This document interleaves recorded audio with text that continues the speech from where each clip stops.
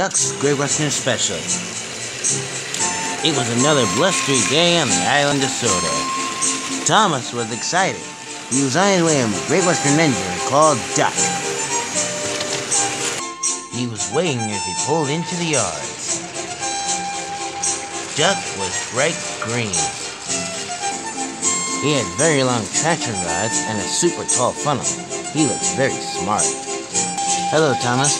Duck chuffed back. Duck looks very sad. What's the matter? Asked Thomas. Emily laughed at me because I had to take empty coaches to the station houses. I want to pull full coach, Duck chuffed sadly. I want to pull full coaches like a really useful engine. This made Thomas feel sad. How can I make Duck feel important? He thought to himself. Then he saw some passengers on the platform. They were all trying to get to Mayfield Station. This gave Thomas an idea. I know what we can do, replied Thomas.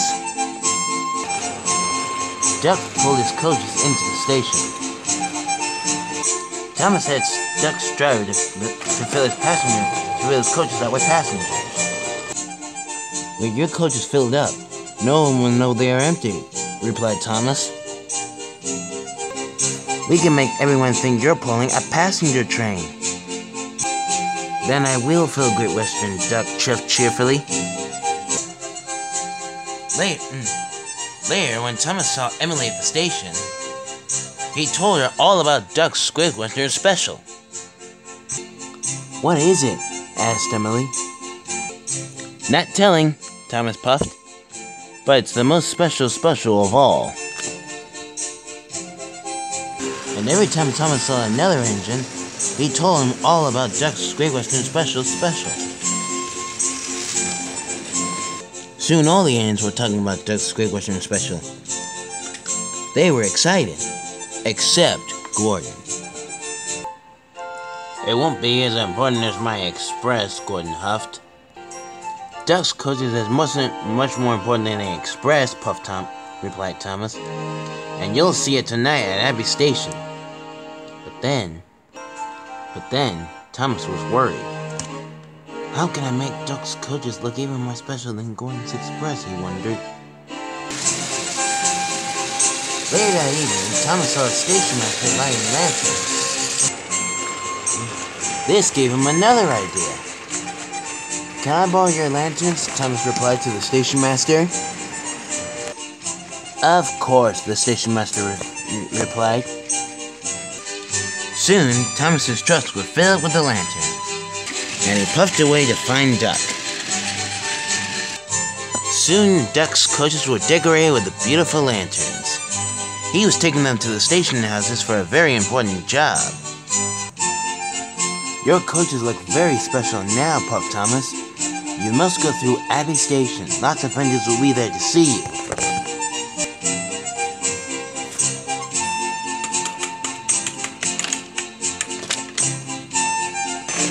The lanterns in Duck's coaches twinkled like stars in the night.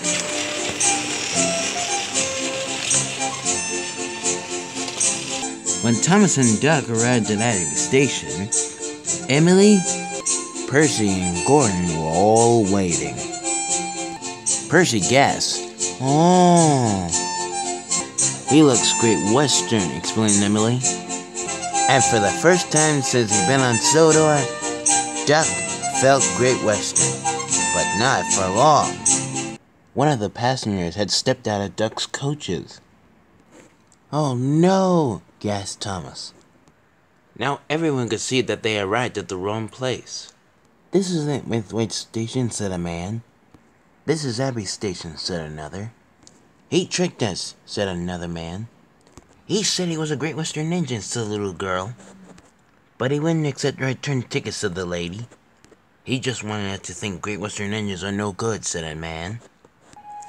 Those passengers are trying to get to Mayfield, Gordon huffed. I knew he couldn't be as important as the Express. So there isn't a Great Western Special? Percy puffed sadly. Duck felt silly, and not very Great Western at all.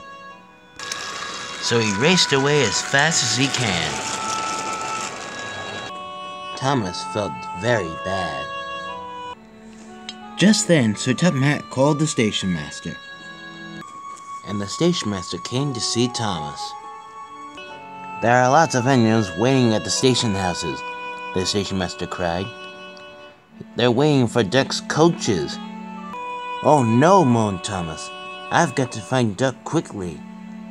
But Thomas thought of all the passengers on the platform. Thomas knew he had to pick up Annie and Clarabelle and get the passengers home as quickly as possible. So he puffed quickly away. When Thomas picked up Annie and Clarabelle, he picked up all the passengers. And he hurried away to find Duck.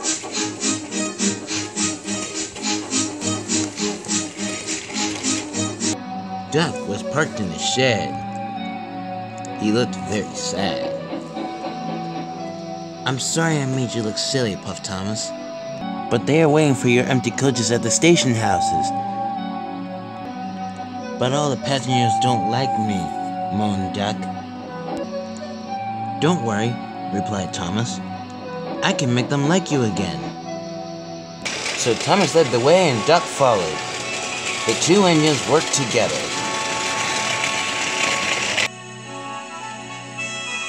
They arrived at the station houses in no time at all. There were lots of engines waiting for them.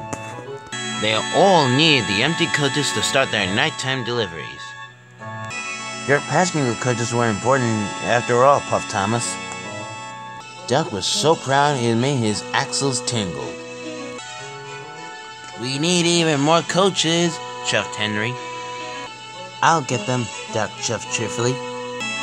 "And I'll help," said Thomas. "But first I have to do something first." Soon Thomas dropped off all the passengers at Maithwaite Station, and he hurried away as quickly as possible. Thomas had dropped off Annie and Clarabelle, then Thomas and Duck raced back to the yard.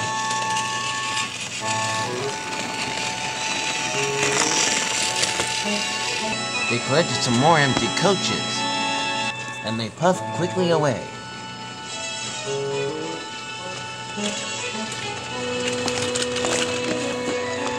Gordon was stopped at a junction. His signal had turned to red. "Out of the way," called Duck. "Empty coaches coming through." "You see," laughed Thomas. "Usually, empty coaches are more important than your express." Gordon's face went as red as the signal. And Duck felt more Great Western special than special.